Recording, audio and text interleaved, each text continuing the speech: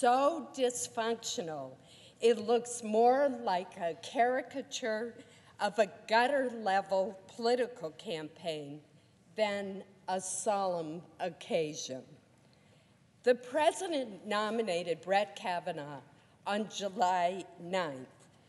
Within moments of that announcement, special interest groups raced to be the first to oppose him, including one organization that didn't even bother to fill in the judge's name on its pre-written press release.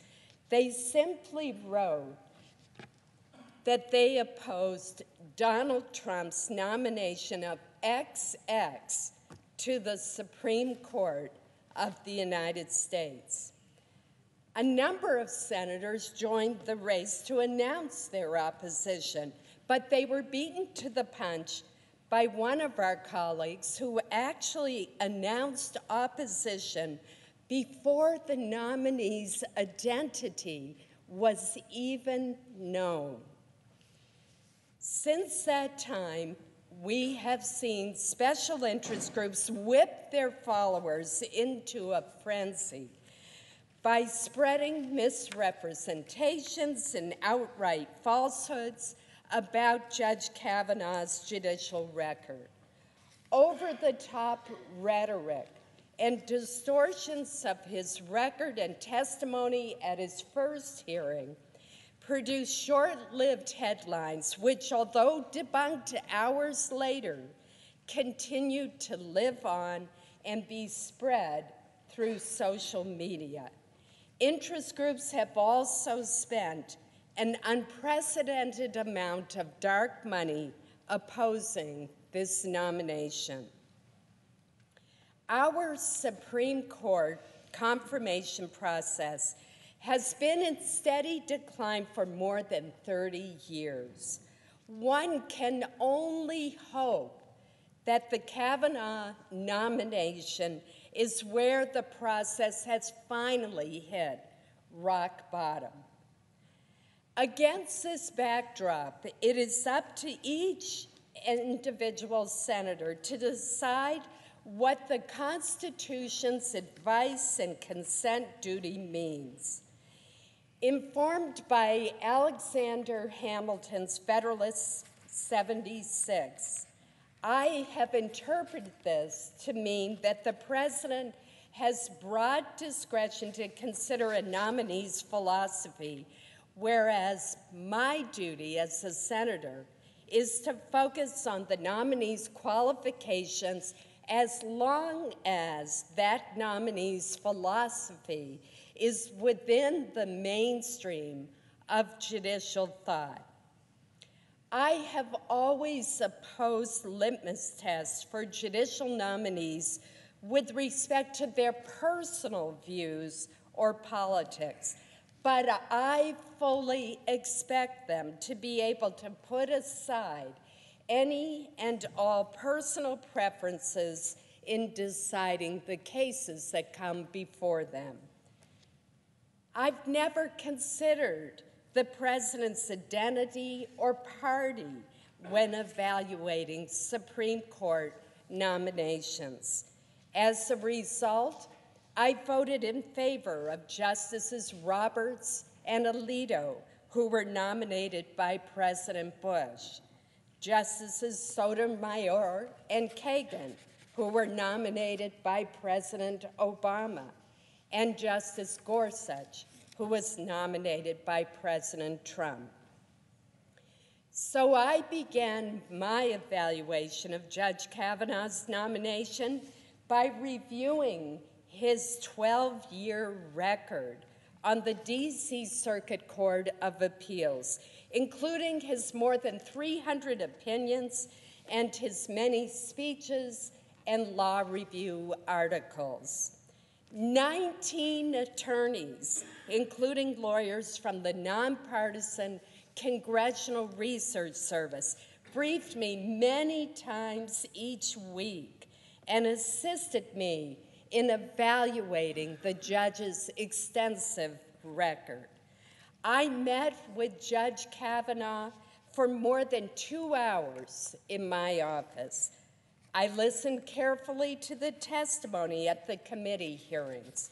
I spoke with people who knew him personally, such as Condoleezza Rice and many others.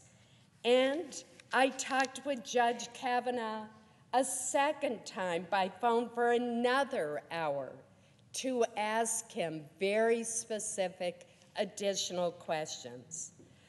I also have met with thousands of my constituents, both advocates and many opponents, regarding Judge Kavanaugh. One concern that I frequently heard was that the judge would be likely to eliminate the Affordable Care Act's vital protections for people with pre-existing conditions. I disagree with this contention. In a dissent in Seven Sky v. Holder, Judge Kavanaugh rejected a challenge to the ACA on narrow procedural grounds, preserving the law in full. Many experts have said that his dissent informed Justice Roberts' opinion upholding the ACA at the Supreme Court. Furthermore, Judge Kavanaugh's approach toward the doctrine of severability is narrow. When a part of a statute is challenged on constitutional grounds, he has argued for severing the invalid clause as surgically as possible while allowing the overall law to remain intact. This was his approach in his dissent in a case that involved a challenge to the structure of the Consumer Financial Protection Bureau. In his dissent, Judge Kavanaugh argued for, quote, severing any problematic portions while leaving the remainder intact, end quote. Given the current challenges to the ACA, proponents, including myself, of protections for people with pre-existing conditions should want a justice who would take just this kind of approach. Another assertion that I've heard often is that Judge Kavanaugh cannot be trusted if a case involving alleged wrongdoing by the president were to come before the court. The basis for this argument seems to be twofold. First, Judge Kavanaugh has written that he believes that Congress should enact legislation to protect presidents from criminal prosecution or civil liability while in office. Mr. President, I believe opponents miss the mark on this issue. The fact that Judge Kavanaugh offered this legislative proposal suggests that he believes that the president does not have such protection currently. Second, there are some who argue that given the current special counsel investigation, President Trump should not even be allowed to nominate a justice. That argument ignores our recent history. President Clinton in 1993 nominated Justice Ginsburg after the Whitewater investigation was already underway, and she was confirmed 96-3. The next year, just 3 months after independent counsel Robert Fisk was named to lead the Whitewater investigation, President Clinton nominated Justice Breyer. He was confirmed 87-9. Supreme Court justices have not hesitated to rule against the presidents who have nominated them, perhaps most notably in the United States versus Nixon. 3 Nixon appointees who heard the case joined the unanimous opinion against him. Judge Kavanaugh has been unequivocal in his belief that no president is above the law. He has stated that Marbury versus Madison, Youngstown Steel versus Sawyer, and the United States versus Nixon are three of the four greatest Supreme Court cases in history. What do they have in common? Each of them is a case where Congress served as a check on presidential power. And I would note that the fourth case that Judge Kavanaugh has pointed to as the greatest in history was Brown versus the Board of Education. One Kavanaugh decision illustrates the point about the check on presidential power directly. He wrote the opinion in Hamdan versus the United States, a case that challenges the Bush administration's military commission prosecution of an associate of Osama bin Laden. This conviction was very important to the Bush administration, but Judge Kavanaugh, who had been appointed to the D.C. Circuit by President Bush and had worked in President Bush's White House, ruled that the conviction was unlawful. As he explained during the hearing, quote, "We don't make decisions based on who people are or their policy preferences or the moment. We base decisions on the law," end quote. Others I've met with have expressed concerns that Justice Kennedy's retirement threatens the right of same-sex couples to marry. Yet Judge Kavanaugh described the Obergefell decision, which legalized same-gender marriages, as an important landmark precedent. He also cited Justice Kennedy's recent masterpiece cake shop opinion for the court's majority, stating that, quote, "The days of treating gay and lesbian Americans or gay and lesbian couples as second-class citizens who are inferior in dignity and worth are over in the Supreme Court," end quote. Others have suggested that the judge holds extreme views on birth control. In one case, Judge Kavanaugh incurred the disfavor of both sides of the political spectrum for seeking to ensure the availability of contraceptive services for women while minimizing the involvement of employers with religious objections. Although his critics frequently overlooked this point, Judge Kavanaugh's dissent rejected arguments that the government did not have a compelling interest in facilitating access to contraception. In fact, he wrote that the Supreme Court precedent strongly suggested that there was a compelling interest in facilitating access to birth control. There has also been considerable focus on the future of abortion rights based on the concern that Judge Kavanaugh would seek to overturn Roe v. Wade. Protecting this right is important to me.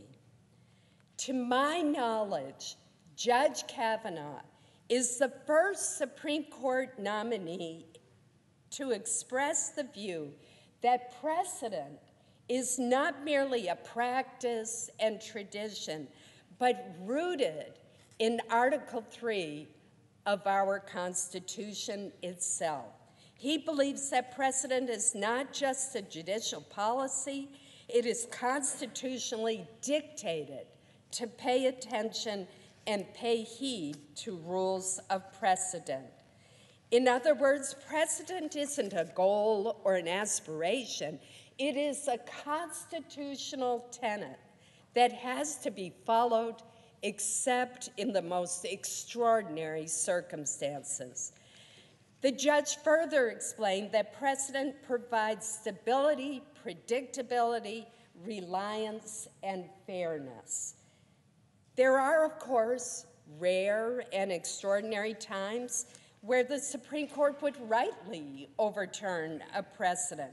The most famous example was when the Supreme Court in Brown versus the Board of Education overruled Plessy versus Ferguson, correcting a grievously wrong decision, to use the judge's term, allowing racial inequality. But someone who believes that the importance of precedent has been rooted in the Constitution would follow long-established precedent, except in those rare circumstances where a decision is grievously wrong or deeply inconsistent with the law. Those are Judge Kavanaugh's phrases. As the judge asserted to me, a long-established precedent is not something to be trimmed, narrowed, discarded, or overlooked. Its roots in the Constitution give the concept of stare decisis greater weight, such that the precedent can't be trimmed or narrowed simply because a judge might want to on a whim. In short, his views on honoring precedent would preclude attempts to do by stealth that which one has committed not to do overtly. Noting that Roe v. Wade was decided 45 years ago and reaffirmed 19 years later in Planned Parenthood versus Casey, I asked Judge Kavanaugh whether the passage of time is relevant to following precedent. He said decisions become part of our legal framework with the passage of time, and that honoring precedent is essential to maintaining public confidence. Our discussion then turned to the right of privacy, on which the Supreme Court relied in Griswold versus Connecticut, a case that struck down a law banning the use and sale of contraceptions. Griswold established the legal foundation that led to Roe 8 years later. In describing Griswold as settled law, Judge Kavanaugh observed that it was the correct application of two famous cases from the 1920s, Meyer and Pierce, that are not seriously challenged by anyone today. Finally, in his testimony, he noted repeatedly that Roe had been upheld by Planned Parenthood versus Casey, describing it as precedent on precedent. When I asked him, would it be sufficient to overturn a long-established precedent if 5 current justices believed that it was wrongly decided, he emphatically said no. Opponents frequently cite then-candidate Donald Trump's campaign pledge to nominate only judges who would overturn Roe. The Republican platform for all presidential campaigns has included this pledge since at least 1980. During this time, Republican presidents have appointed Justices O'Connor, Souter, and Kennedy to the Supreme Court. These are the very 3 justices, Republican president-appointed justices, who authored the Casey decision which reaffirmed Roe. Furthermore, pro-choice groups vigorously opposed each of these justices' nominations. Incredibly, they even circulated buttons with the slogan, "Stop Souter or women will die." Just 2 years later, Justice Souter co-authored the Casey opinion, reaffirming a woman's right to choose. Suffice it to say, prominent advocacy organizations have been wrong. These same interest groups have speculated that Judge Kavanaugh was selected to do the bidding of conservative ideologues, despite his record of judicial independence. I asked the judge point blank whether he had made any commitments or pledges to anyone at the White House, to the Federalist Society, to any outside group on how he would decide cases. He unequivocally assured me that he had not. Judge Kavanaugh has received rave reviews for his 12-year track record as a judge, including for his judicial temperament. The American Bar Association gave him its highest possible rating. Its Standing Committee on the Federal Judiciary conducted an extraordinarily thorough assessment, soliciting input from almost 500 people, including his judicial colleagues. The ABA concluded that his integrity, judicial temperament, and professional competence met the highest standards. Lisa Blatt, who has argued more cases before the Supreme Court than any other woman in history, testified, quote, "By any objective measure, Judge Kavanaugh is clearly qualified to serve on the Supreme Court. His opinions are invariably thoughtful and fair." Ms. Blatt, who clerked for and is an ardent admirer of Justice Ginsburg, and who is, in her own words, an unapologetic defender of a woman's right to choose, says that Judge Kavanaugh fits within the mainstream of legal thought. She also observed that Judge Kavanaugh is remarkably committed to promoting women in the legal profession. That Judge Kavanaugh is more of a centrist than some of his critics maintain is reflected in the fact that he and Chief Judge Merrick Garland voted the same way in 93% of the cases that they heard together. Indeed, Chief Judge Garland joined in more than 96% of the majority opinions authored by Judge Kavanaugh, dissenting only once.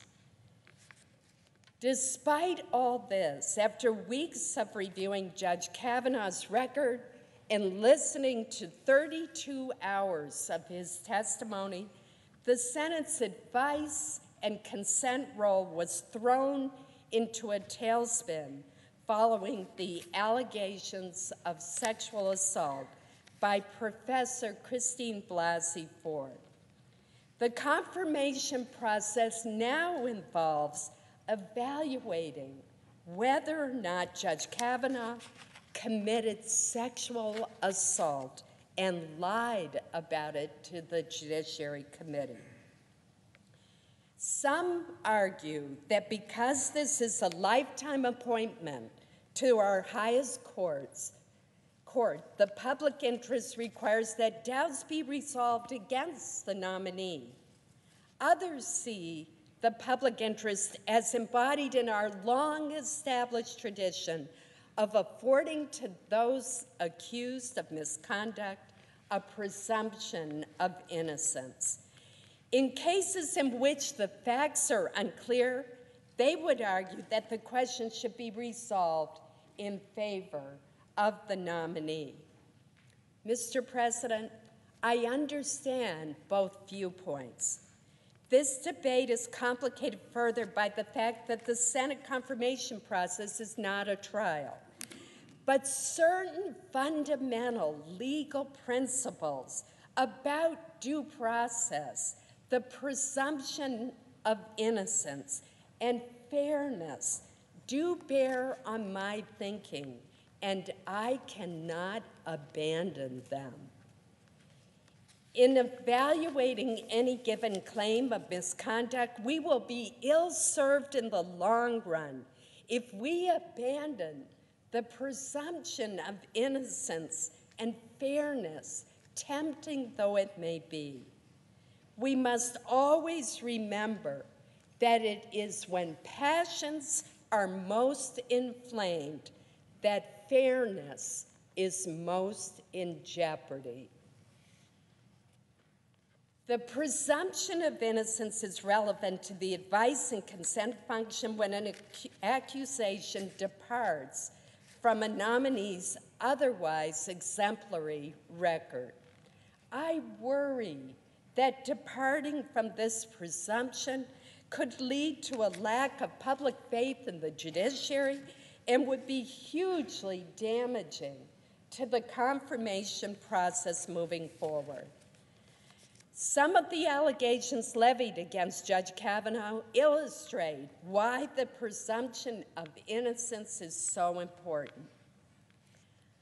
I am thinking in particular not of the allegations raised by Professor Ford, but of the allegation that when he was a teenager, Judge Kavanaugh drugged multiple girls and used their weakened state to facilitate gang rape.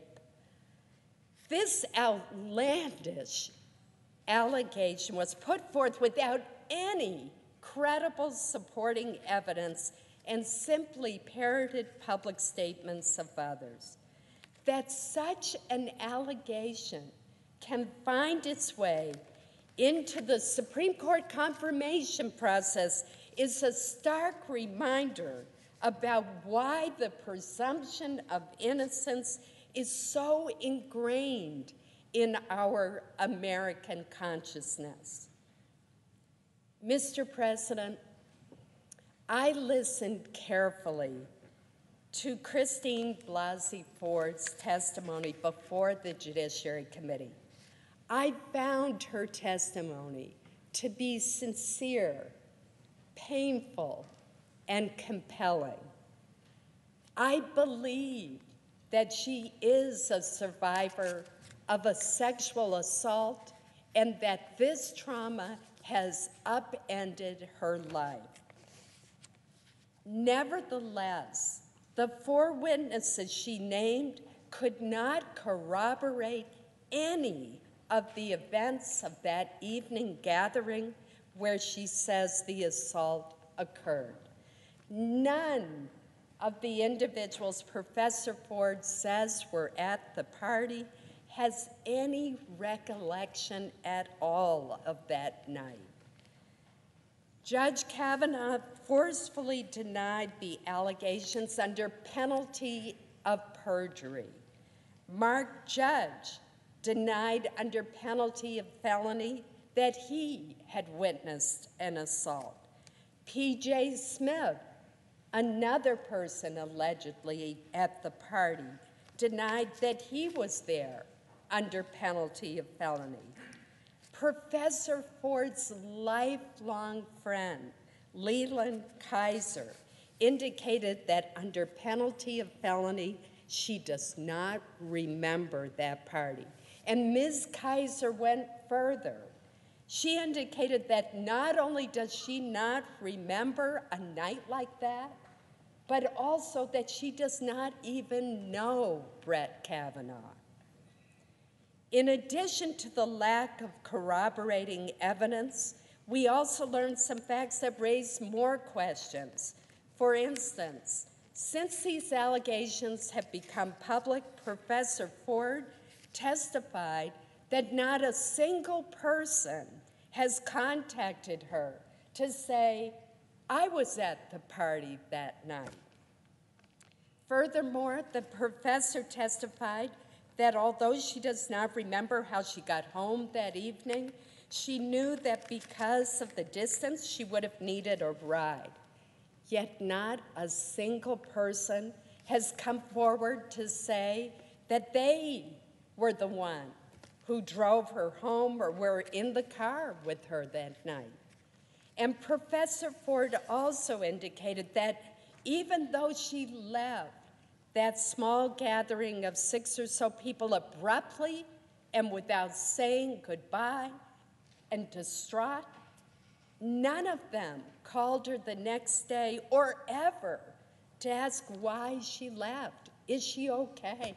Not even her closest friend, Ms. Kaiser. Mr. President, the Constitution does not provide guidance on how we are supposed to evaluate these competing claims. It leaves that decision up to each senator. This is not a criminal trial, and I do not believe that the claims such as these need to be proved beyond a reasonable doubt.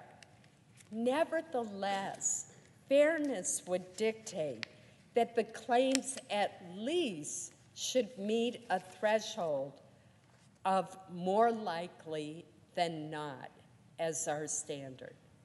The facts presented do not mean that Professor Ford was not sexually assaulted that night or at some other time, but they do lead me to conclude that the allegations failed to meet the more likely than not standard.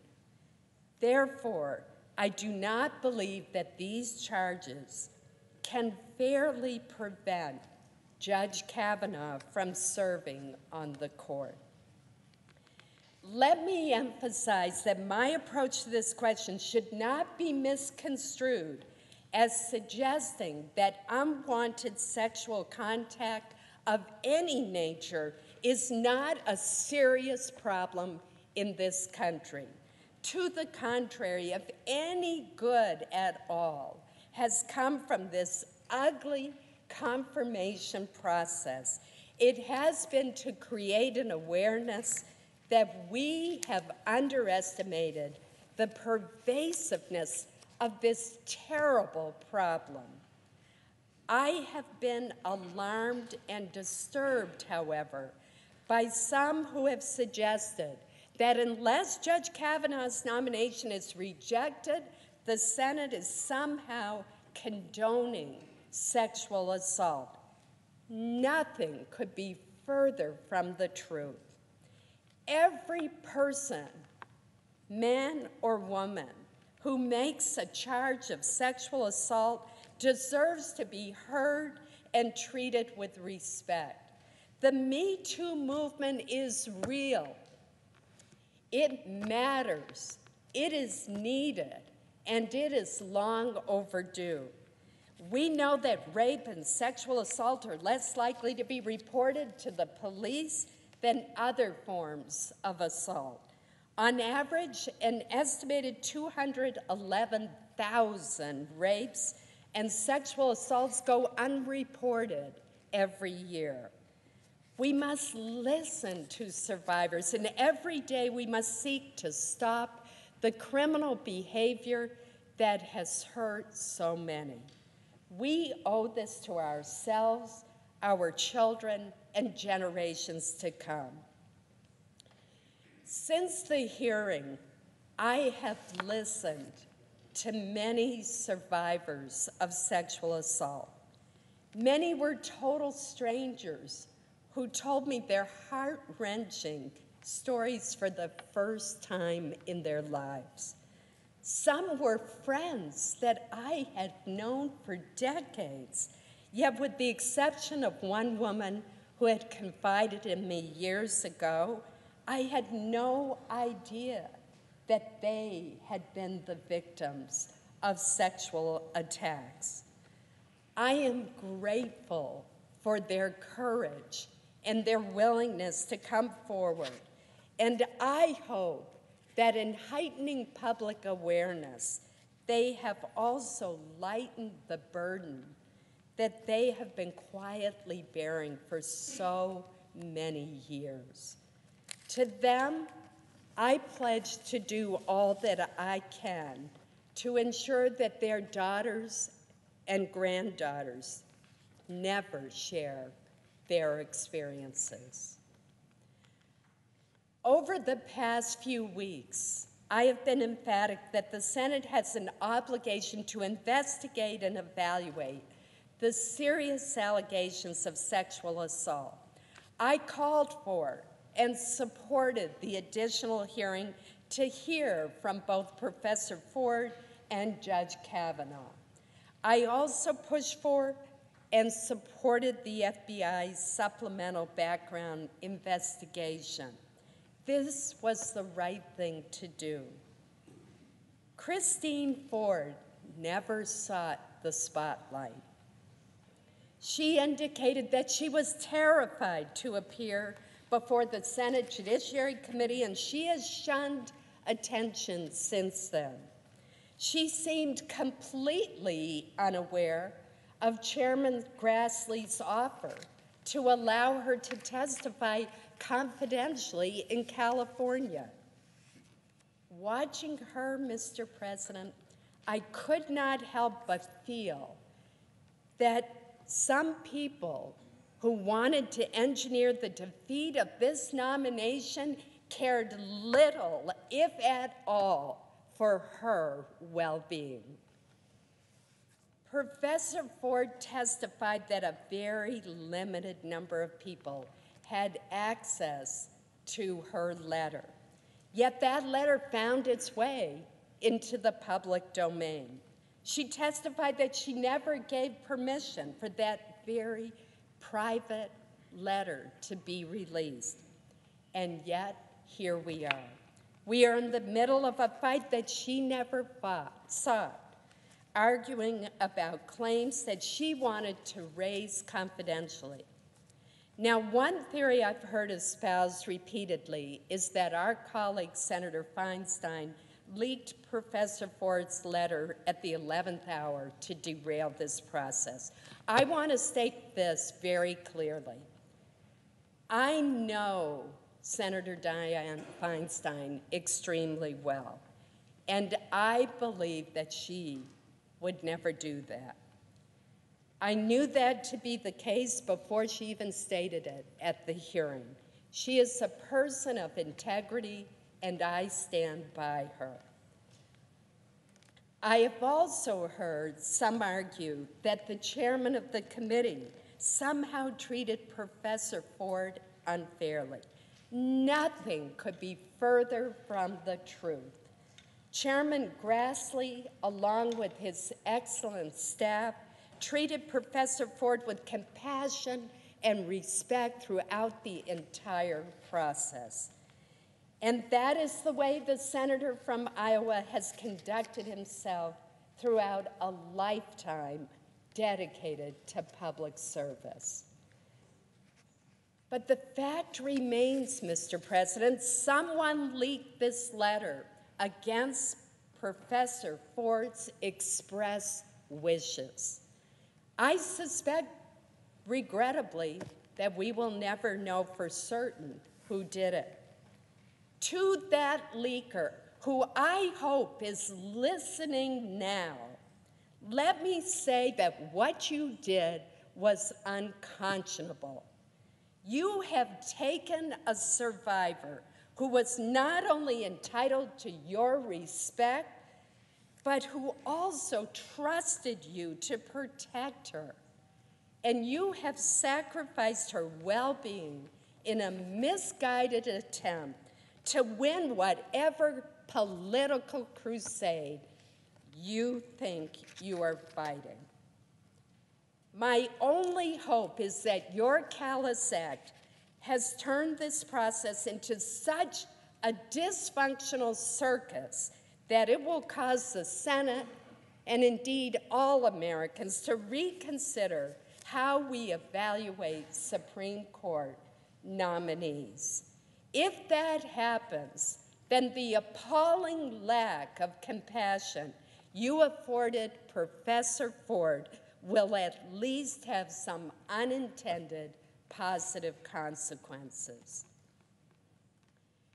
Mr. President, the politically charged atmosphere surrounding this nomination has reached a fever pitch even before these allegations were known, and it has been challenging, even then, to separate fact from fiction. We live in a time of such great disunity as the bitter fight over this nomination, both in the Senate and among the public, clearly demonstrates. It is not merely a case of differing groups having different opinions. It is a case of people bearing extreme ill will toward those who disagree with them.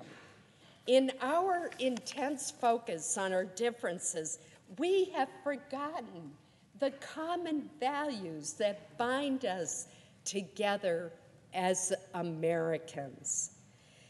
When some of our best minds are seeking to develop even more sophisticated algorithms designed to link us to websites that only reinforce and cater to our views, we can only expect our differences to intensify.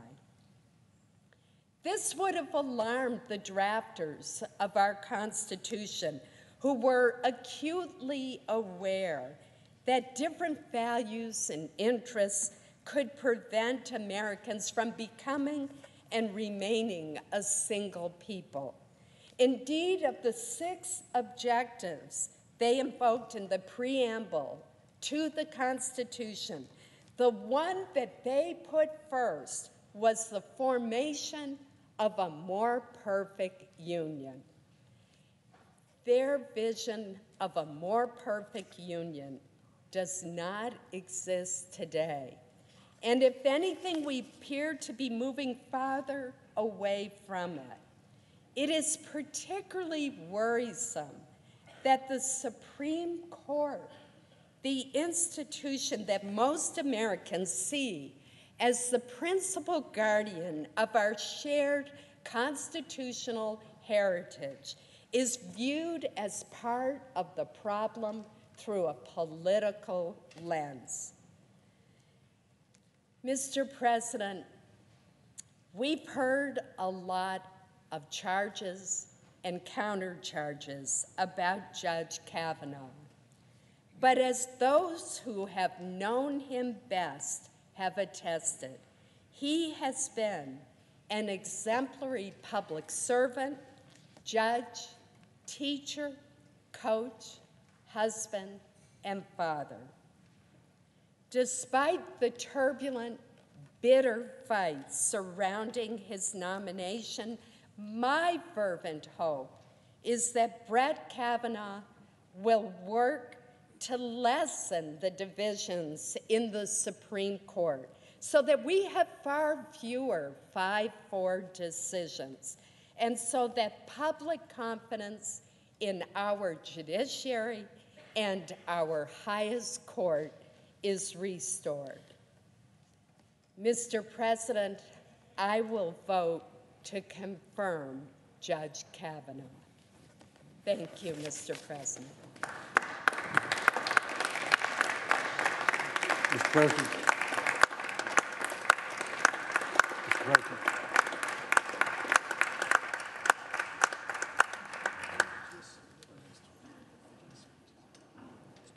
Mr. President. The Senator for Tennessee.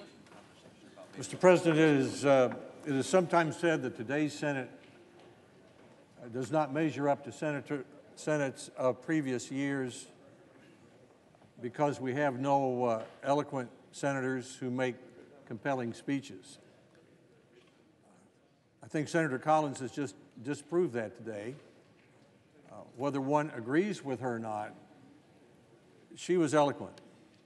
Her speech was compelling, and she has presented her case in the tradition of another senator from Maine who was serving here when I first came many years ago as a young Senate aide, Senator Margaret Chase Smith. It's that tradition of independence and of diligence that is so valuable and so important, especially in times of stress like this.